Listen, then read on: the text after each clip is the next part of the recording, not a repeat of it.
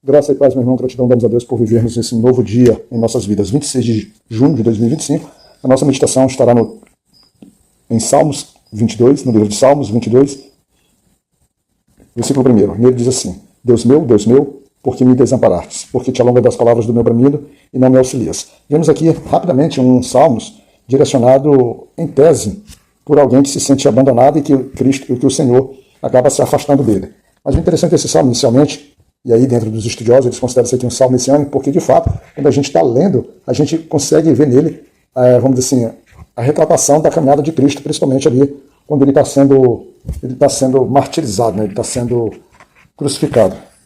E este Salmos, ele tem bastante, vamos dizer assim, coequivalência ou correlação com o Novo Testamento, ali em Mateus capítulo 27, versículo 46, Marcos capítulo 15, versículo 34, temos muitas passagens, na verdade, ao longo dos Salmos que ele vai trazer. Então a gente consegue ver porque ele já aponta muito antes da história de Jesus, aquilo que ele ia passar, o sofrimento. Davi retrata em si, aqui os Salmos em si, ele não define, a gente consegue vislumbrar mais ao longo do tempo, e hoje a gente tem a percepção dessa realização daquilo que ele diz aqui, que está mais nos Salmos do que efetivamente, mais no futuro do que no presente que Davi falava. E o interessante é que ele traz uma relação dizendo que o personagem, o salmista aqui, ele se coloca como não tendo sossego, mas ainda assim ele clamava a Deus de dia e de noite.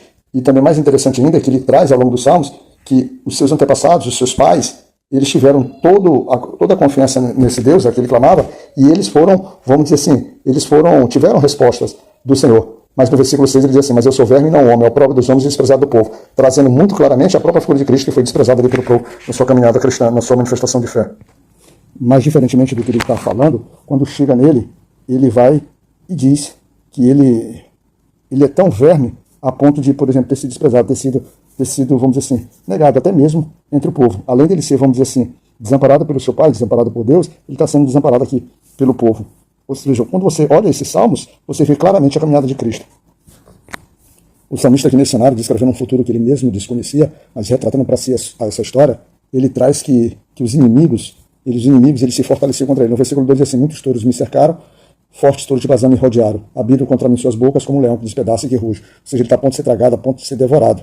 Ele é alguém que efetivamente está sem força, ele é alguém que está abandonado, ele é alguém que não tem como se levantar. E aí ele clama, mas durante todo o tempo, durante todo o momento, ele pede para que o Senhor não se alongue, não se distancie dele. Ele pede para que a força minha, que era o próprio Senhor, se apressasse em socorrer. É claro que dentro daquilo que seria o futuro, tem, por exemplo, uma certa... Você vê que o Senhor não socorre seu filho, no sentido, porque o seu filho cumpre a sua palavra. Aí ele traz uma comparação entre animais selvagens, como cão, como leão, que iriam devorá-los. Ele é alguém que precisa e que clama da força do Senhor. O interessante de tudo isso é que a gente consegue perceber lá no versículo 22 que o salmista dá uma razão por que ele clama ao Senhor. Por que ele está buscando, vamos dizer assim, o seu socorro. Qual era a finalidade, qual é o propósito? Ele diz assim: então declararei o teu nome aos meus irmãos, louvar-te no meio da congregação.